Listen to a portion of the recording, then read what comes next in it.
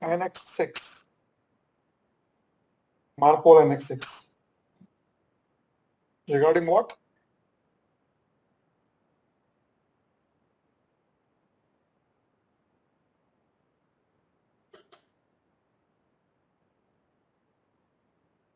Right. Regarding air pollution.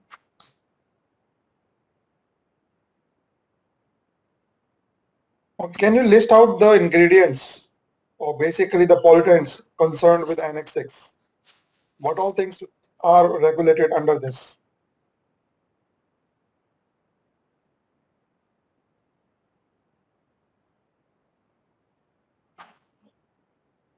Which components are we focusing on?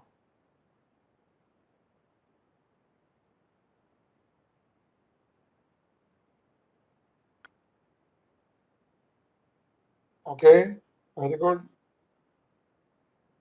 There are more to it. Yes.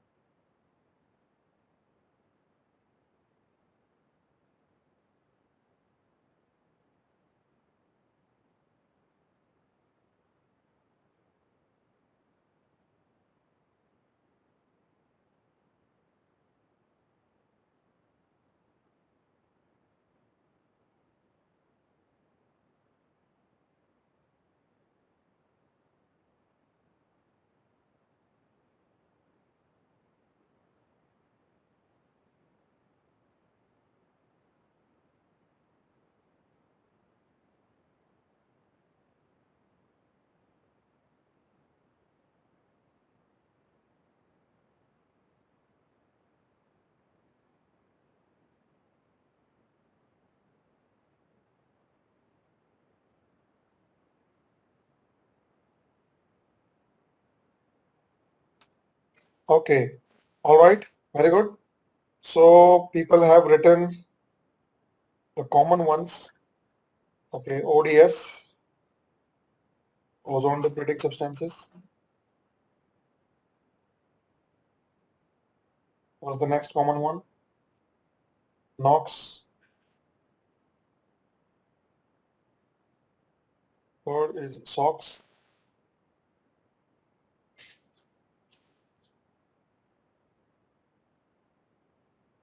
then VOCs,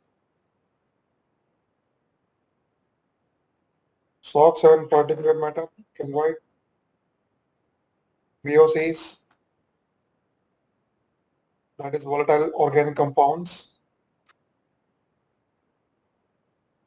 Very good.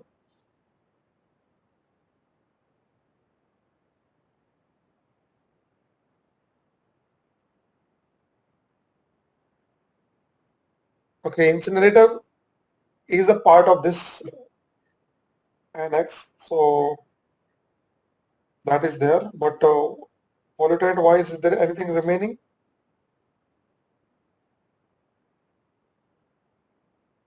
Okay, somebody is also writing CO2. Yes, very good. So CO2 is separately, I'm writing.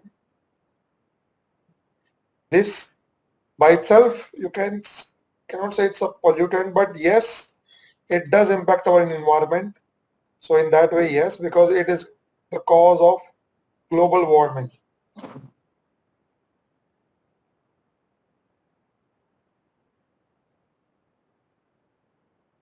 Means in that way it is there. Health hazards, not many, but yes, when the global warming happens, that again opens a Pandora box for many other problems. So that one. So let's categorize this as a fifth one. So gentlemen, these are things that are being regulated in, or SOx is based, no, CO2 is basically a greenhouse gas, GHG.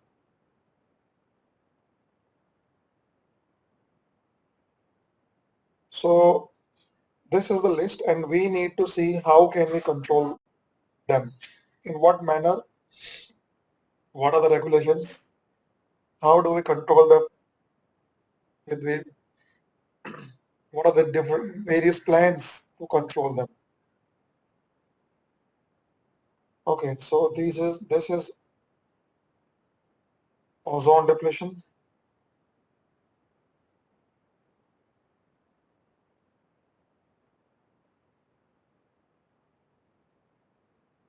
Ozone depleting substances. So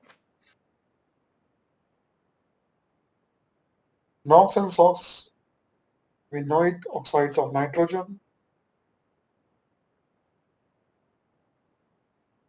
Here, oxides of sulfur.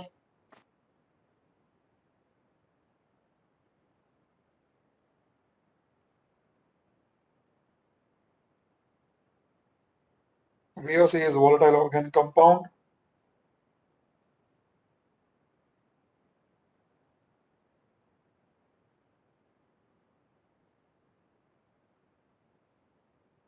And CO2 you know already. So basically, we are dealing with these.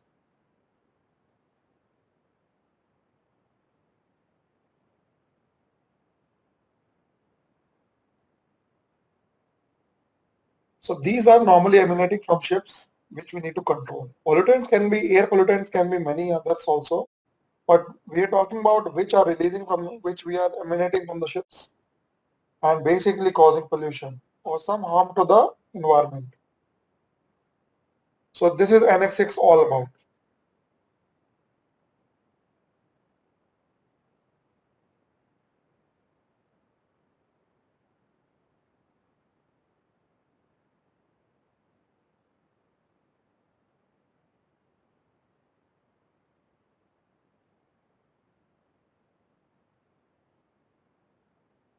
So it can be a greenhouse effect, it can be a climate change because of that,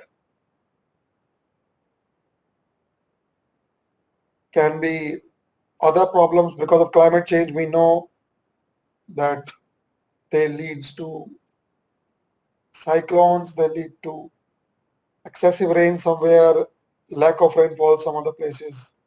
So climate can change in impact anyway. And water level, sea water level rising, glaciers melting, and all those things.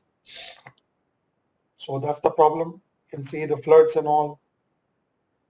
Some places which were not normally receiving rainfall, and the drainage system is not so sophisticated. Nowadays, receiving too much of rainfall, and the drainage system is not able to cope up. Other places which used to receive ample rainfall are becoming dryers. So these are the various regulations, gentlemen, which we need to study. Regulation 12, Chapter 3. So here we have got Chapter 3, MARPOL Annex 6. What are they in the Chapter 3? It's basically Regulation 12, ODS.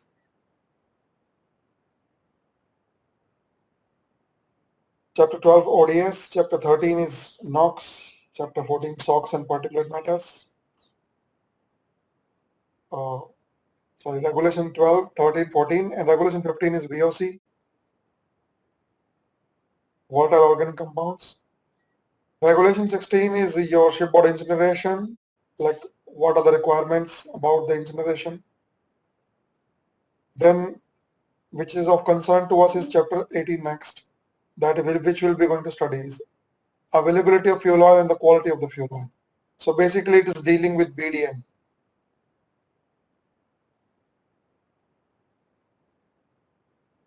And then comes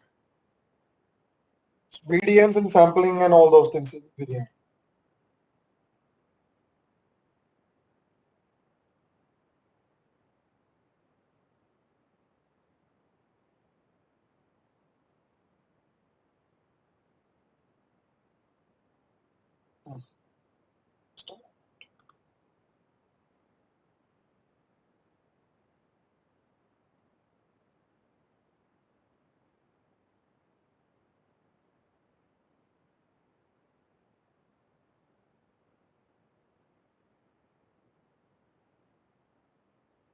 Then finally comes Chapter 4.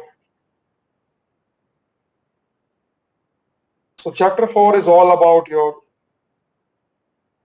energy efficiency.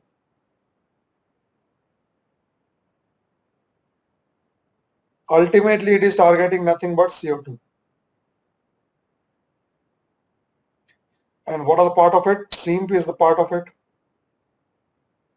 So EEDI and all those things will be the part of chapter 4. So guys, we will by one. So let's start with first thing first. Ozone depleting substances.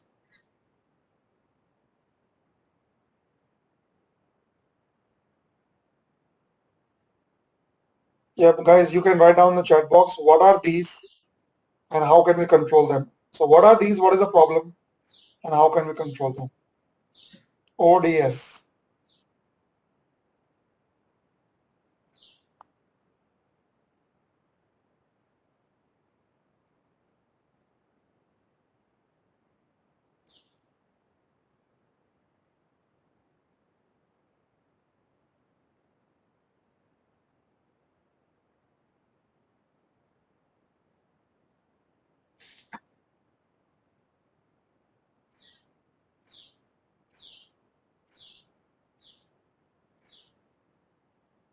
Okay.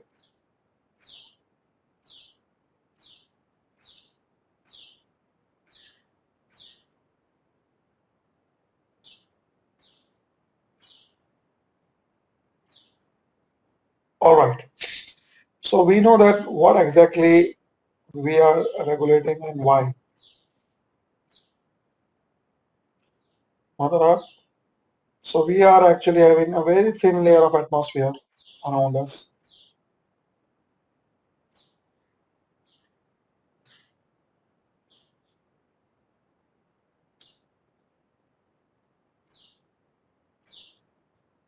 To be more precise, somewhere around 100 kilometers. It is normal layer, then fades. Slowly, the thickness reduces.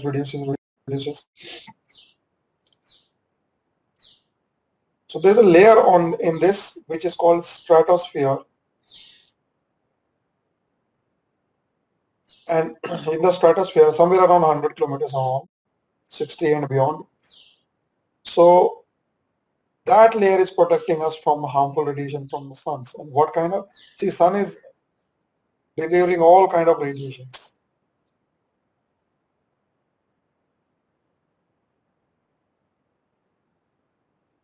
And in that one, we are more focused.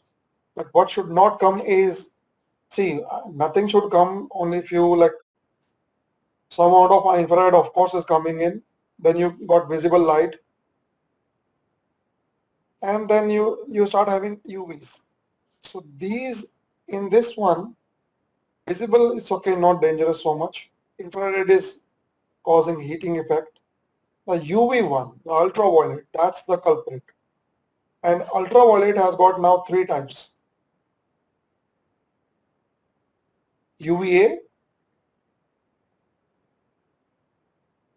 UVB, and UVC.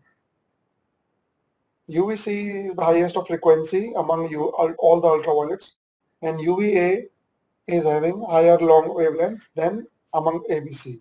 So as we know, higher the wavelength, higher the frequency, higher is the energy content of UVC is maximum. So this is the one which is the most dangerous of all, UVC, right? Usually this will be blocked by ozone layer.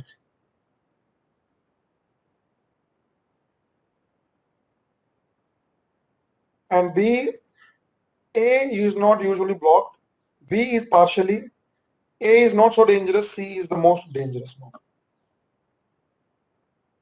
If the UVC is passing through, when it comes to Earth, what does it do?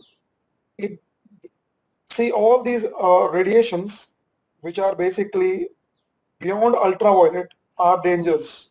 So if we know this spectrum here,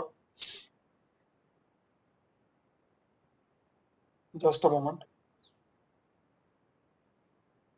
You know the spectrum.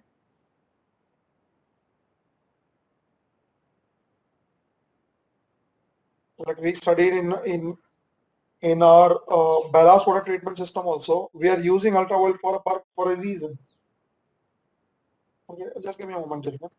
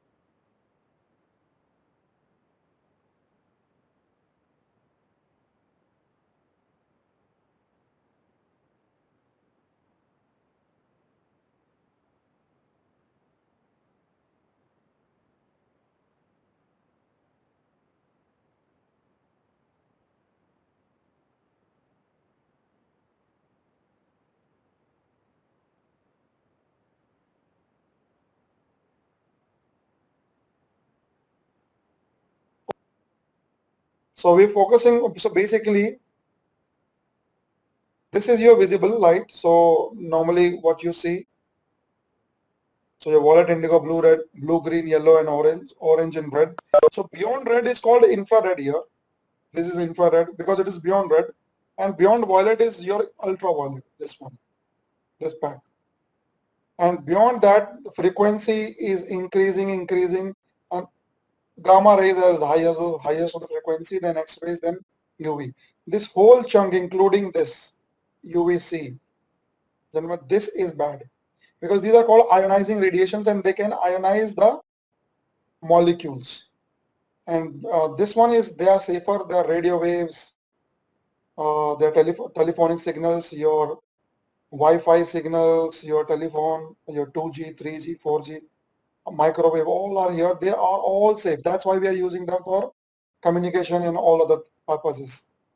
The one which is beyond UVC, these are dangerous. These are called ionizing radiations.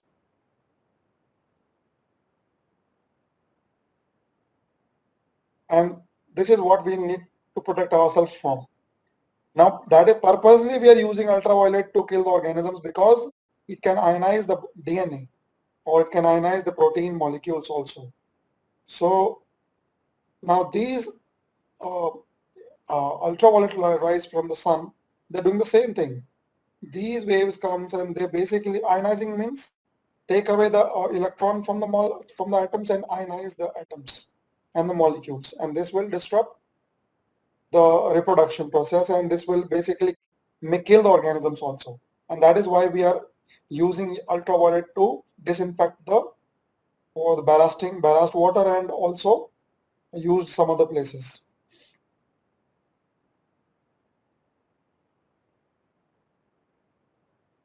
So it's harmful for us as well because it can cause cancer if it is in the normal body cell. We know that gamma rays are the deadliest of all, and these rays are still emanating from Hiroshima, Nagasaki, and in Ukraine, because there have been uh, nuclear disasters, and from the nuclear material, these actually emanate naturally. Okay, now if we want to protect ourselves from these harmful UV radiations, naturally we are being protected by an ozone layer, which is in the stratosphere. And how does an ozone layer form? Ozone layer is formed from oxygen naturally. Means sunlight will form ozone itself. This is your ozone, this is your oxygen, and your sunlight, we denote sunlight by this actually. Sunlight is forming ozone naturally, and ozone is blocking the harmful radiation. So nature has given this self-check mechanism, which is good. But the problem is this ozone layer is getting depleted, or it was getting depleted because of what you said is correct, because of these CFCs. This was not known earlier, chlorofluorocarbons. This was not known earlier, guys. So nobody knew that they would do such thing. And when it was observed, there was a huge hole in the ozone layer in Antarctic, above the Antarctica.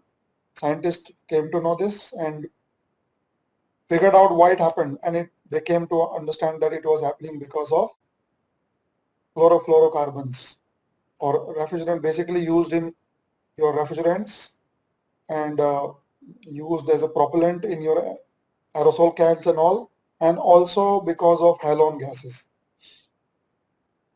They figured out that in these molecules of these halons and all, the chlorine atom is the culprit actually. Even in your freons, it's the chlorine atom that is the problem. So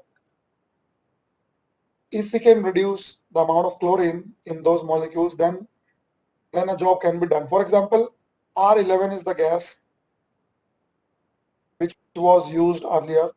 Even R12, R22, all of them contains chlorine molecules in their chlorine atom in their molecules. For example, R11, basically one chlorine molecule and then fluorine, one fluorine and rest the chlorine molecules. So per atom, per molecule, there are 3 chlorine atoms. So it's the most deadliest of all. R11 was the most deadliest of all the freons that we were using because the amount of chlorine that is being used. But later on, we replaced chlorine with hydrogen. But still R12 had one chlorine atom in their molecules. But R22, I wanted to write R22 here. So this R22 was the safest among all the dangerous gases. So it was still in use till recently. Nowadays it is, this was also banned. 1st of Jan 2020, no further R22 plant would be there. And slowly they have been phased out. We all know that halons were the first because for firefighting used halons earlier, 90s. Then freons also phased out slowly. The last one to be in use was R22. Nowadays we are using other gases like R404, R407, 410, R134A. Now these gases do not have any chlorine atoms in their molecule. So if there's no chlorine atoms, that means there is no problem. You can use them. They are not ODSs. They are not ozone depleting gases. So what exactly chlorine was doing is basically chlorine was acting like a catalyst, and it will catalyze this reaction. Ozone will convert to oxygen. So this was the reaction going on. And since the catalyst does not get consumed in the reaction, so once the chlorine reaches out in the atmosphere, in the stratosphere, it will take hundreds of years for it to just dissipate. Otherwise, it will continue to kill ozone and convert it into oxygen. What reaction do we want is this, from O2 to O3, and not the reverse. Okay, so after phasing out these dangerous molecules of these freon gases, now finally we come to know that this The hole in the ozone layer has been healed. This was one of the good news in the recent times. But still, we are not going to use these freon gases anymore. So the ships which were using these ozone depleting substances, they had to basically devise some ways in which the leakage can be reduced. So we had to basically put a check on the usage, on the leakage, and just we have to, in the your NOx 6 record book, there was a special section of ODS gases. So if you are using any ODS gases, we used to fill those sections. How much you landed, how much you procured, how much was dissipated, maybe accidentally or in maintenance and all. So that record keeping we used to do. So this was about ODSs.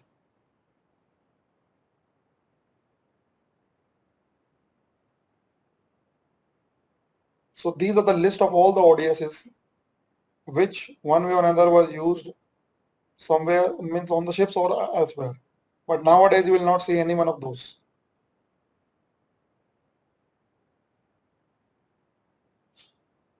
Okay. So all these used to be recorded when we used to use this ODSs. If you don't have ODSs on board ship, then it's okay. Even though we were using ODSs, those equipment where the equipment is sealed, for example, hermetic compressors, may be used in your domestic fridge, means in your cabins and all, there is a fridge. You can't change refrigerant gases there. It's a sealed equipment. And your water dispenser, water cooler and all, so all those places, refrigerant gas is sealed. So where you can't replenish the gas, there is no charging cock given in those places. So the record of those were not kept. That was the exemption.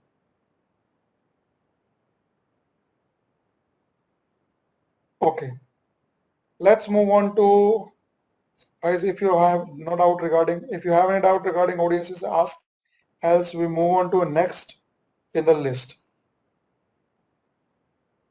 I'm skipping NOx and SOx because we'll be studying them in detail. So I'm moving on to next one, next regulation. That is VOCs.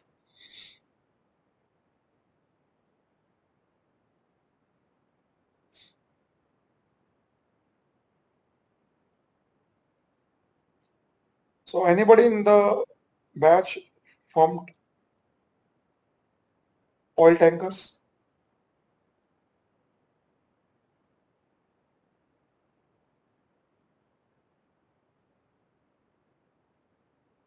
Anyone from the oil tanker background, guys?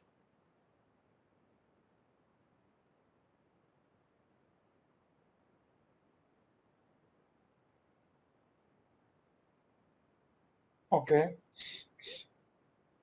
Any deck officers?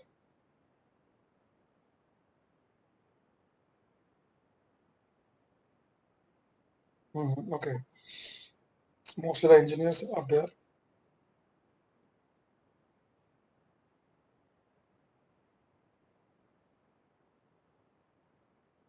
Hmm. All right. Okay. Did any one of you see this VOC management plan on board your ship, or at least came across such a thing? You had any arrangement for containing the VOCs on board your ships, tanker guys?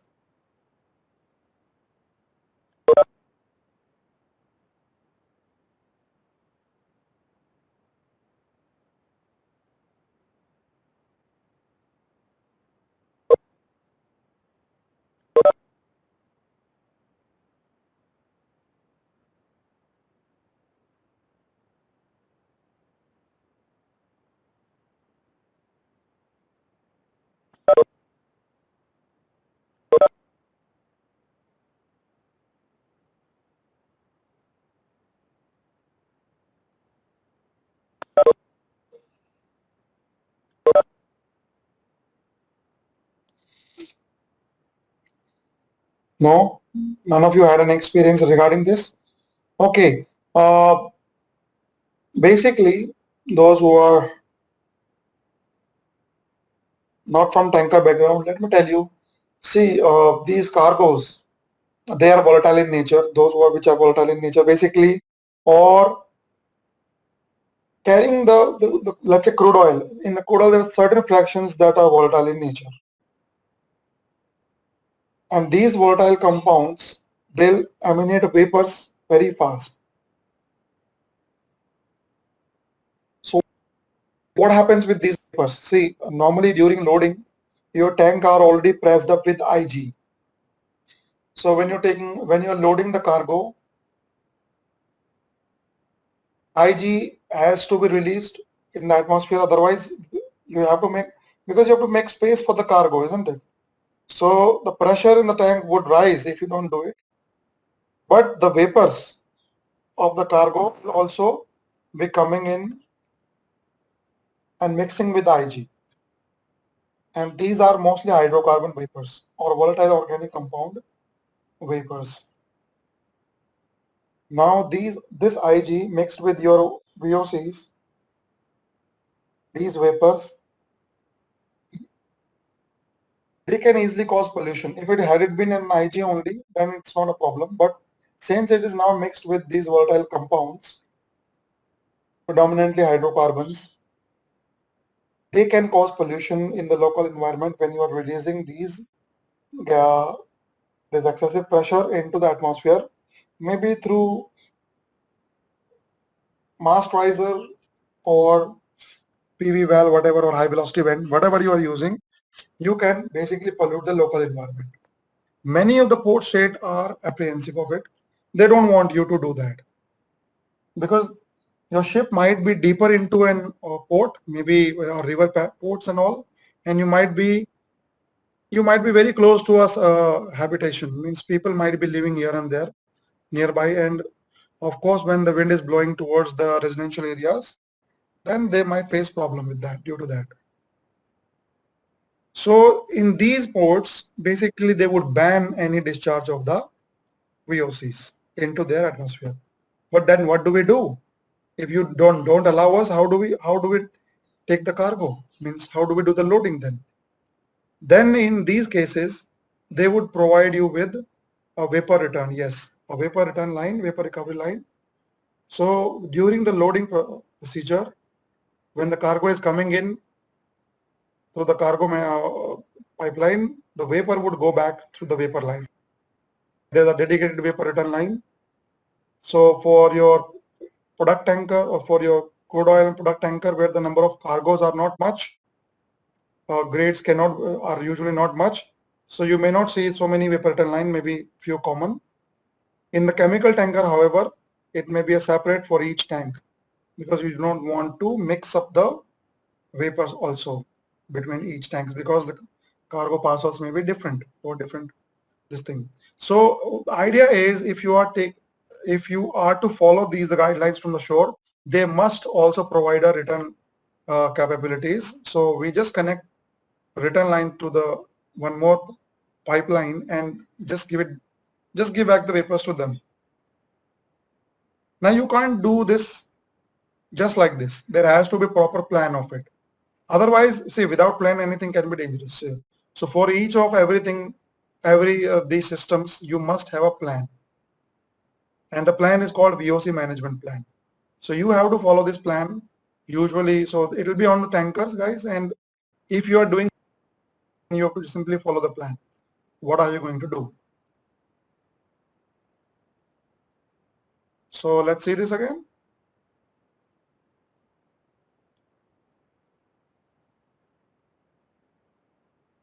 If the emissions of VOC from the tankers are to be regulated in a port or a terminal, then tanker shall be provided with a approved vapor emission collection system, VECS, what we call that, VEC system, VECS,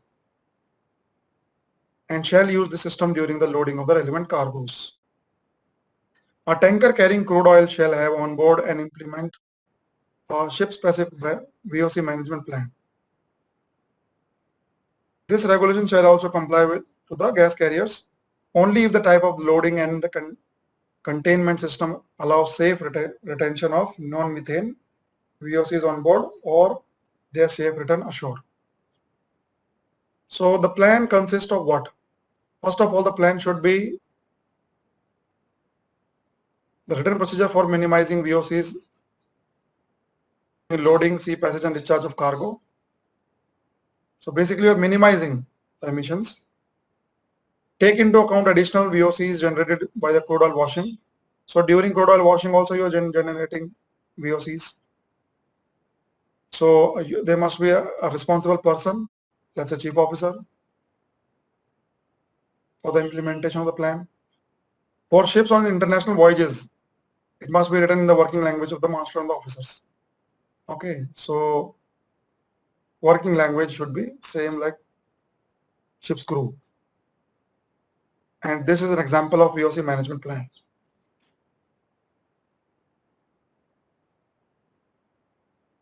Must be approved type, gentlemen. Ship specific and approved type. Normally, same is the practice with other plans. Okay, these are the contents. We are just an example. You don't need to remember that. So, but you need to know what these are.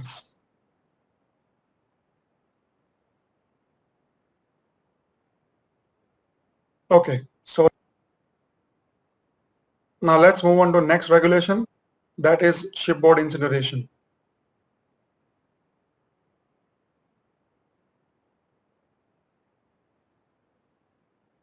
Here we'll be studying about what are the requirements about the incineration.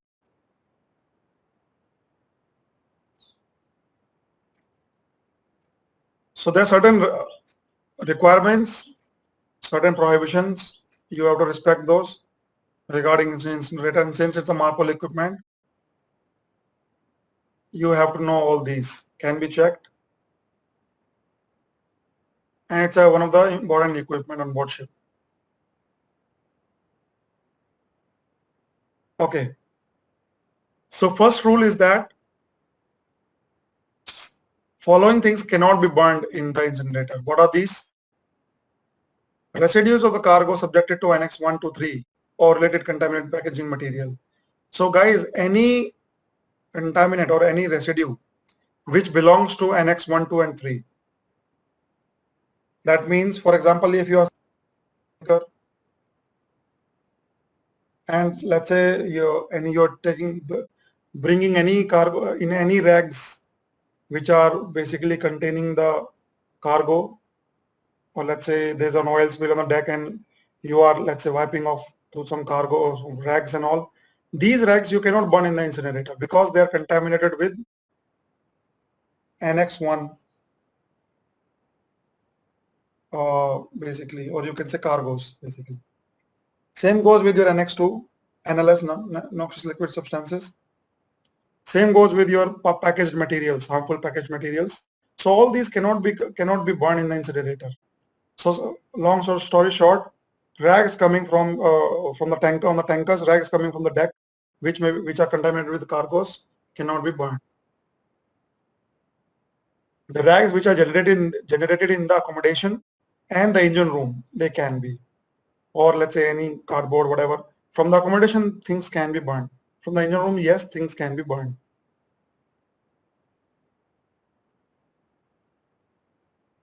Okay. PCBs cannot be burned. What are those? Polychlorinated biphenyls. Why they can't be burned? Because they're very difficult to burn. That's why they should not be tried. The burning should not be even tried.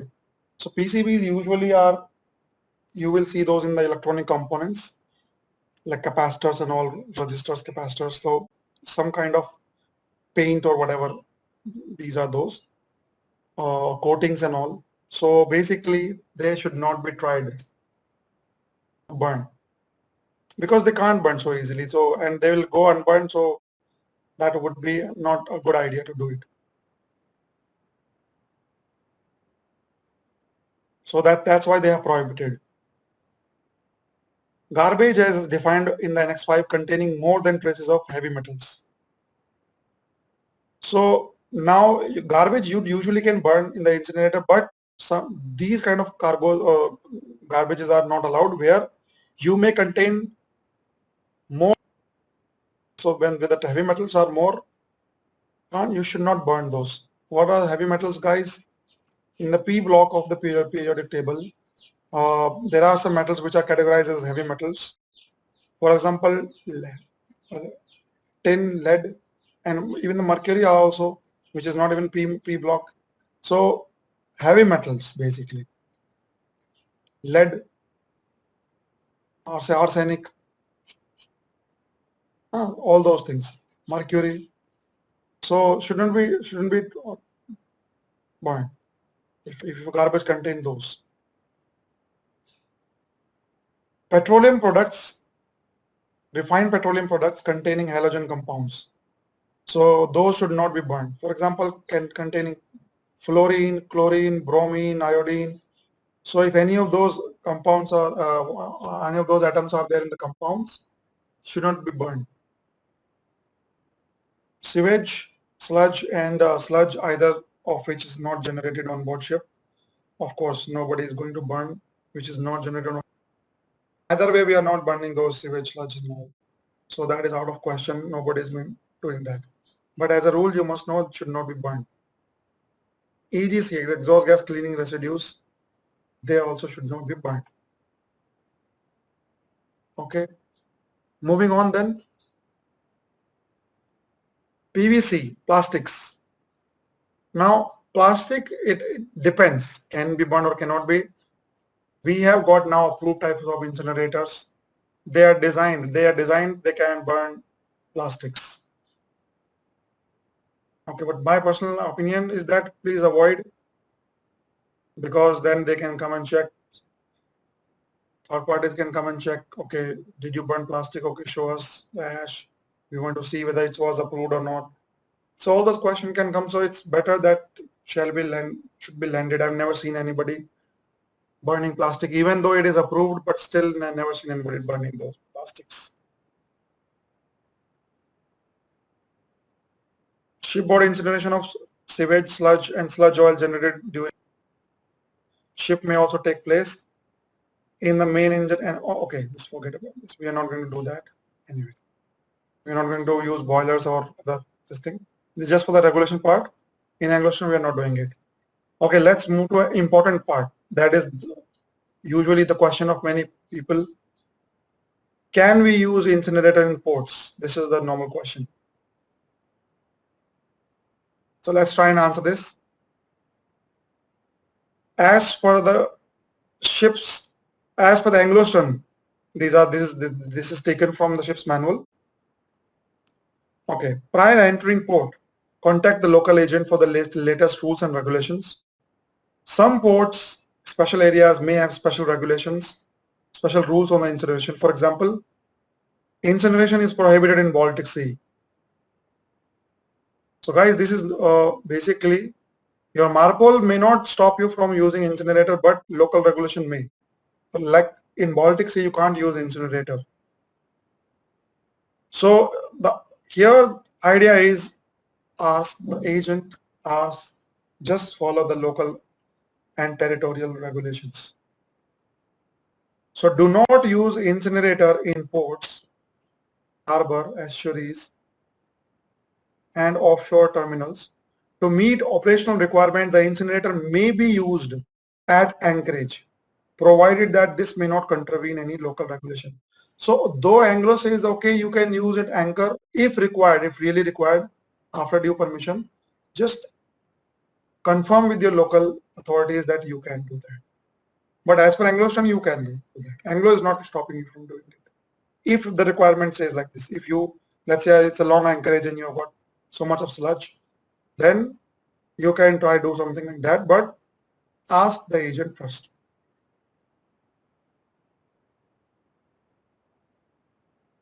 Okay.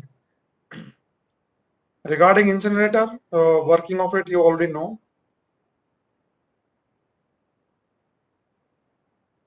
Record keeping regarding incinerator, guys. So record keeping, as we have discussed in your STP, here also, PMS, should be updated. Means I told you all these MARPOL equipments in place, including one is the PMS, should be as per manual and updated. Operating manual should be in place. Operating instructions should be in place, posted there. Shipboard people training record. Temperature monitoring, flue gas and exhaust. All these temperature monitoring should be in place. Please test the alarms frequently as per the PMS. Recording of anytime, every time you run this system, record the temperatures as well and record in the logbook. Avoid using incinerator in port, harbor and estuaries. Confirm with local authorities. Okay, that we have to see. You can take a snap of this, though it's not, you need not remember those, but normally these instructions are given to the OEMs manufacturing these plants. So these are basic guidelines that though it's the check these, but as a manufacturer, these points should be borne in mind while manufacturing these plants. Your exhaust gas temperature should not be above 350 and it should come below 350 within 2.5 meters of the smokestack. So the idea is the exhaust temperatures, I'm not talking about, sometimes people confuse it with flue gas. Guys, don't get any idea with flue gas or exhaust gas. Exhaust gas still, but flue gas don't get any idea. See, combustion chamber, flue gas is basically after burning, you're producing flue gas. Now, where exactly flue gas is, that will decide the temperature. If you're talking about the combustion chamber, temperature range is about 850 and where is it written here? Outlet temperature of the combustion chamber, flue gas, 850 to 1200. So you should not go below 850 and you should not go beyond 1200. So you may have an alarm maybe set at 1150 or so. High temperature alarm in combustion chamber, flue gas temperature in combustion chamber. Same goes, you need your exhaust gases. In your exhaust, this thing, there's another temperature sensor, should not be beyond 2.5 meters, by the way. So it should not be like this is the incinerator and you are measuring in the funnel, okay, 2.5. This should not be more than 2.5. Otherwise, of course, temperature will come down to below 350 somewhere in the funnel. So that shouldn't be the case. So this is the requirement. Anyway, designers are taking care of that. But as a chief engineer, you must know that if such a mistake has happened by the designers, sometimes it does. I've seen the cases where surveyors point out that why the sensor is placed so much above, and they just tell you to measure it. So that's the idea, that it should be quickly cooled down below 350. If it is more than 350, then there is another alarm. Okay, so these alarms you're testing, two alarms are there. One is a combustion chamber and then another in the exhaust temperatures, exhaust gases. Okay. So you can see this again, 1200 is the maximum temperature, 850 is the minimum temperature. And also one more requirement is that for a batch loaded incinerator, there is no preheating requirement as such, but the temperature in the actual combustion space should reach 600 degrees within 5 minutes. So they're talking about the burning of garbage here. The temperature in the combustion chamber, gentlemen, should reach 600 within 5 minutes. So that should be the rate of rise of temperature. So all in all, the idea is no unburnt things should go out, because these unburnt things are basically what? Soot and particulate matters, unburnt materials, monoxides and all those things. So we should be careful. Basic manufacturing requirements, which some of them you might need to prove to the surveyors.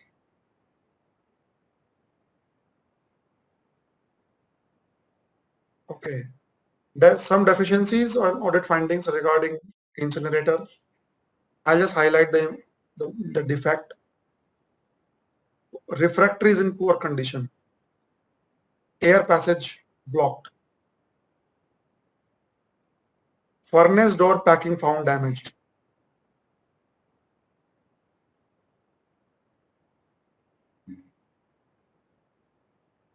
Incinerator waste settling and service are not being used for evaporation. Why was that? Don't understand. Furnace temperature and running hours was not being recorded in the engine room logbook. Notice for items prohibited to burn in the incinerator was not found. No notice how much, what you can burn, what you can't. There's no poster like that. Because how will the oiler know that what they can burn, what they can't? So for that reason, you need to paste a chart near the incinerator along with the starting procedures. Okay. Finally, let's come to fuel oil quality. Regulation 18. Fuel oil shall be blends of hydrocarbon derived from petroleum refining. Okay, so this is a requirement. What fuel oil you are burning? These are blends of hydrocarbon derived from, that means during the refining process. So usually HFO is like waste from this refining process. Diesel oil is a distillate, DOMGO, these are all distillate oils. They are fine grade. HFO is like residue. Anyway, all of them are hydrocarbon basically. So basically the idea is normally, so if there's no special permission, you can't burn other fuels. For example, these days there's a talk of burning ammonia. Why? Because there is no carbon in ammonia, and there's no carbon, there's no CO2, there's no greenhouse effect. So which is good, but ammonia as a fuel as of now is under testing only. Maybe in future you might see ships using ammonia as a fuel, but presently it's dangerous, not so good gas. But in the future you might see ammonia being used, hydrogen being used, ammonia being used, all these kind of fuels may be used, so that you just reduce upon the CO2 production. Okay, fuel oil shall be free of inorganic acids.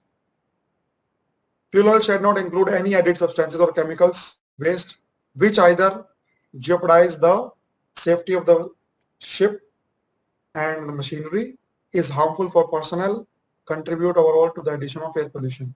So these are the characteristics of the fuel as per this. Continuing regulation 18, BDN, gentlemen, and this is important for you. BDN must be kept for 3 years. This I think all of you are already aware. From the last, when you get the BDN and when the fuel is consumed, so just keep it for 3 years. Must contain all the relevant data. Like what? Like name and IMO number of the vessel, port of bunkering, date of commencement of delivery, details of fuel suppliers, and these are as per regulations. So if in the BDN, let's say any of the information is missing, it's a deficiency. Product name, quality, quantity, density, sulfur content. Gentlemen, the sulfur percentage given in the BDN is final. Okay, so anywhere that somebody is asking what is sulfur, always quote the BDN values. Do not go and start quoting the test results from the laboratory. Don't do that. It's the BDN figure which will be final. So the sulfur percentage is written there, and if the test report says something else, the BDN figures will prevail. So if the readings are deviating too much, don't show anyone the readings from the test reports. it's unnecessary getting into the trap. And I think nowadays there's a circular where it says that in the test report we don't even ask for the sulfur. We don't care how much sulfur is there. So you can easily tell the authorities, okay, this is my BDN and this is what my sulfur percentage is. Even though it may be higher than the regulated value, but you can say this is the BDN. What do I do with that? This is the final value what we have. Okay. All right. So if the lab result is greater than 0.5, then what do we do? Say 6% deviation is allowed. 6%. How much is 6% of 0.5? That is around 0.03. So if it is more than 0.53, then that's a concern to you. Basically you can ask the office. But I think there's a recent circular where these labs are not, they basically told not to reveal the sulfur, basically. So if you are putting these values in your MOP panel, or let's say ME engine, you need sulfur values for your cylinder lubrication part and all. So for that you may ask separately, but hardly it makes any change. Basically, if it is, of course, the deviation would be in points. It can't be like, let's say that the VDN is saying you 0.5 and in actual it's 3.5. It can't be like that. So if the deviation would be in like very minute, so the idea is you always focus on BDN. Even if there is a discrepancy, just go by the BDN values, because that's an official thing for us. And density also, guys, because see, if the density is also, let's say you supplier is saying, let's say this is 0.99 and you have bunkered, let's say 1000 cubics or 1000 MT tons, and finally in the test report comes to you, let's say 0.97. Then with this much quantity, there would be difference in quantity also that might be coming in, isn't it?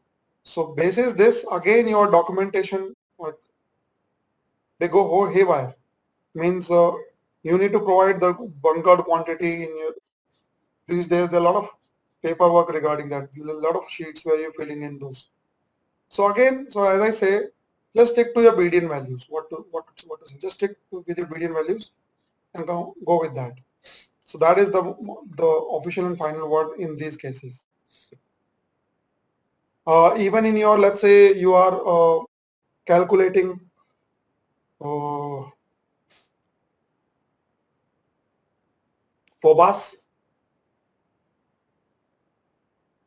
how much hours for the changeover of the fuel oil. Yes, in FOBAS also, simply take the BDN figures. That's it. But yes, have a safe value with you. Means have a buffer. But for the calculation part, if tomorrow somebody is asking, okay, show me the calculation, how did you come to a conclusion you need 5 hours for the changeover? So the sulfur percentage that we'll be using is the BDN values. That what we use should do. Any chief engineer, any input, guys? What are you using? Are you using the BDN figure or the test reports? Although they might not be too much of difference, but still, just to ask.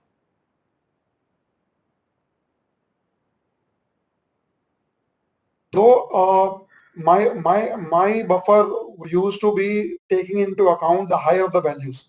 For example, let's say BDN says 3 point. I'm talking about our days, not nowadays, because our days if we could use 3.5% sulfur. So if let's say test reports 3.3 and BDN says 3.2, so higher of the two would be we used to use just for the buffer sake. Okay, but for the surveyor you can show the BDN values very well. Very well, you can show with it's, I'm talking officially, but for the buffer sake, higher of the two, and that would hardly make maybe hardly any difference. Maybe half an hour here and there. That's it.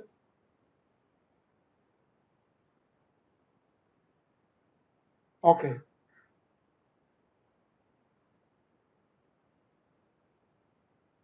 Not even half an hour, maybe some 5-10 minutes, 15 minutes here and there.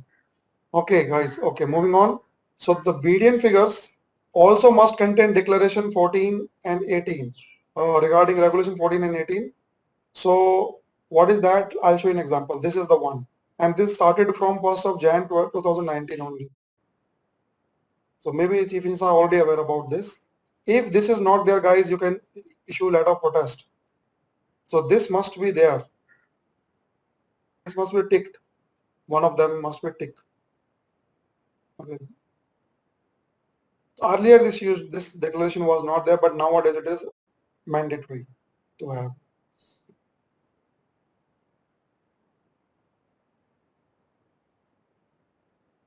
Sampling. A sealed sample meeting the requirements in associated guidelines has to be given to the ship by the bunker supplier.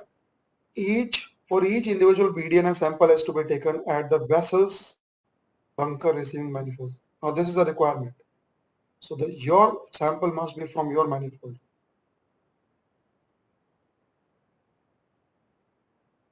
Signed by chief engineers and supplier. So each bottle shall not be less than 400 milliliters.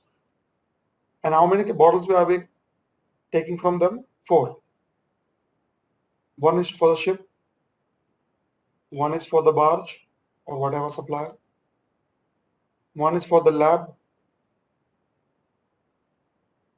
Finally, the most important one is your MARPOL sample.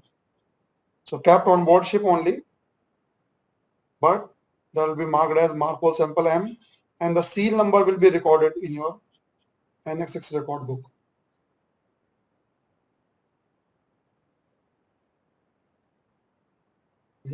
Okay, your ships, gentlemen, these samples, your ship sample and MARPOL sample, 1 year at least, you must keep it on board ship. Okay, PSC might come and check, okay, show me that sample now. And seal should not be broken. After that, you can simply discard it. And during discarding also must make an entry in the Annex 6 record book. Okay.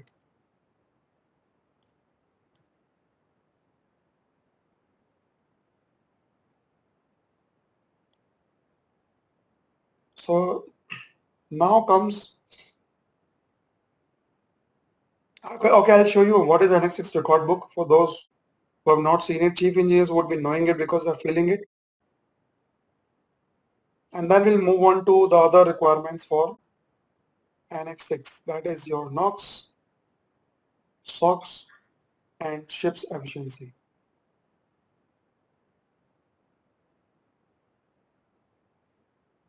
Energy efficiency.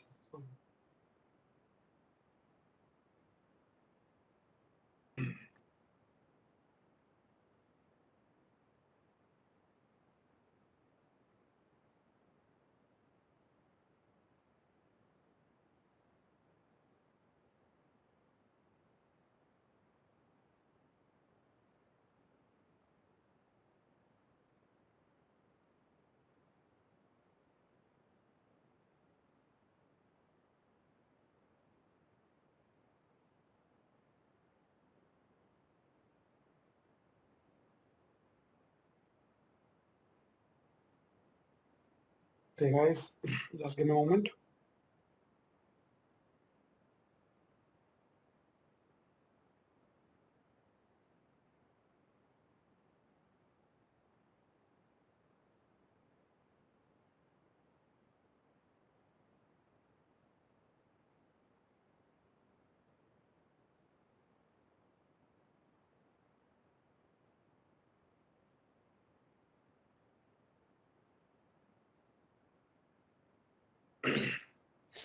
So here we go. So this is actually a supplement to the IOPP, supplement to Annex 6, supplement to your logbook only. So your engine logbook, actually these readings are to be done in engine logbook, but we don't have ample space there, so we have created a supplement to that, and we call that Annex 6 record book. What are parts of it? This is how the front page is, and these are things we need to record. Please take out Take a look. These are important. Various sections in that. Section 1 is for bunker details. Every time you are bunkering, you must need to fill this. So you must need to make an entry, and in Genome logbook also you are making an entry. Like, okay, bunker taken so and so. So that's a good practice. Bunker details, and what bunker details? Maybe sulfur percentage, the barge, the seal number, and all those things. Date, quantity. Second, tracking control records of the MARPOL fuel samples. So again, during bunkering, so you need to fill both of these sections.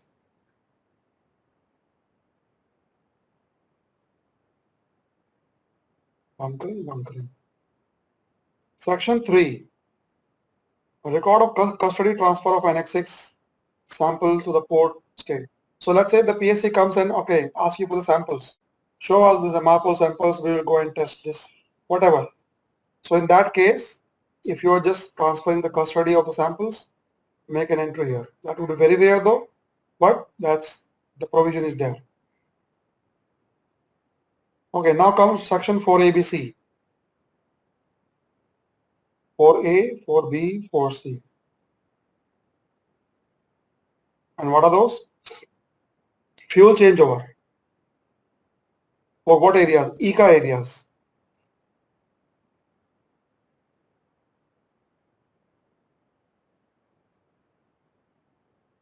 And other regulated areas with different sulfur requirements such as ice landing. Okay, so maybe Iceland included in that. So you have to make, whenever you're going to these areas, ECA areas, guys, you know which are ECA areas. So you need to make an entry here. Changeover.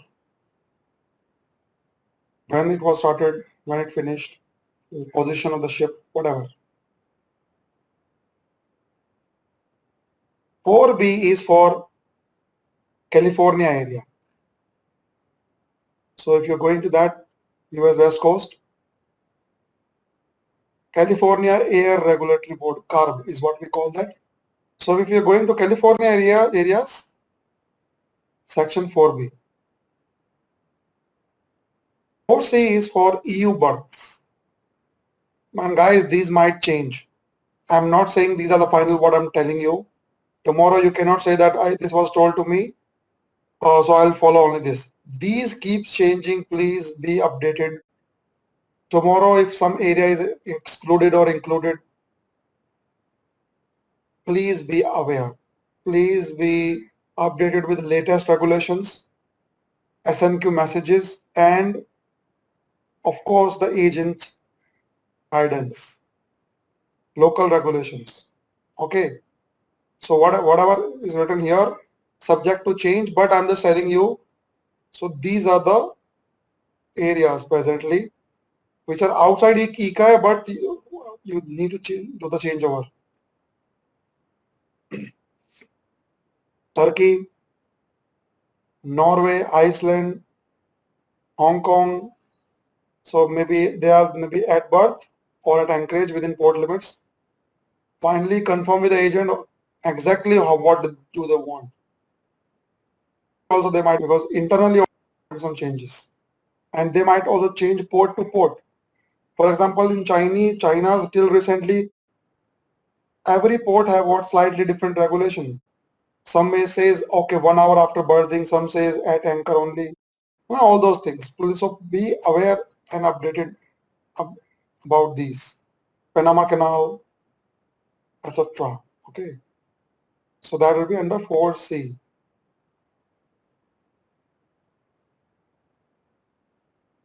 ODS. Section 5. If at all you have got any ODS, then Sec 6 is other regulatory record keeping requirements. And then we have got appendix for bus changeover calculator. Now, how are you going to fill those? There are examples given. And I think being in a chief engineer shoes, it's for you, it's not very difficult. just read the examples of the readings which were already written by your predecessor and simply write down your entries. Okay, I'll just show you the examples. So these are the examples given, like those, change over.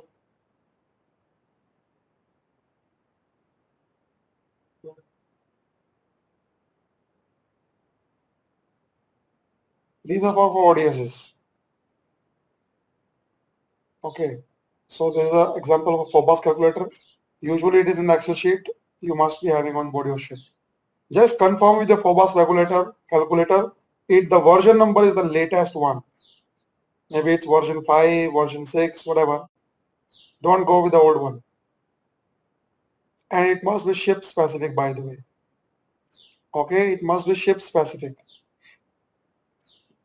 Usually what values you are using, I'm just talking ship specific means the area, the quantity in the pipelines and all must be put ship specific.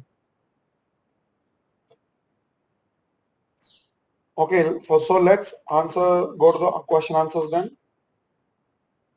Type in the chat box.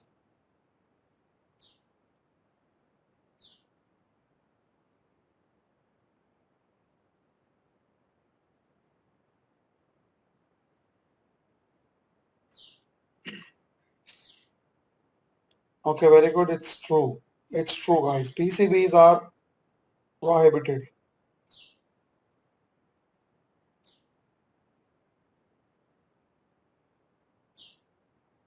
So just correct if anybody has done a mistake, just correct it for the paperwork sake. Okay.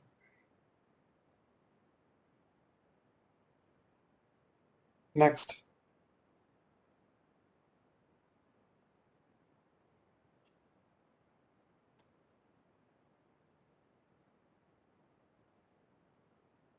AG, yes. Yes, absolutely right. True, you can't burn those. Next.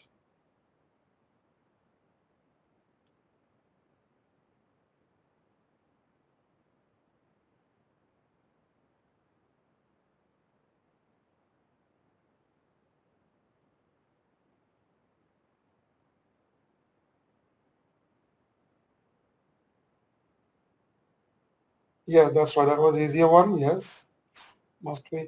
If you have ODS and if you are discharging it, must be written down.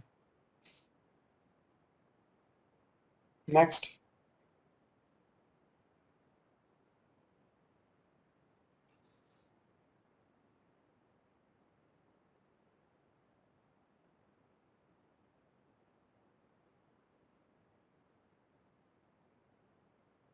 Yes, guys. So you are right here. See, talking about the ECA now, you cannot say that, okay, what about Baltic and all? So Baltic is totally prohibited, but other ECAs I'm talking about. So don't go with this, what you're burning. Basically, the diesel is being used should be compliant. So if you're in ICA, your diesel oil for the pilot burner, so this must be your less than 0.1. Okay, so that's the regulation, and usually it is. So which is right here.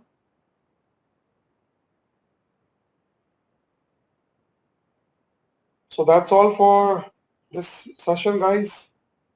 Please switch on the videos.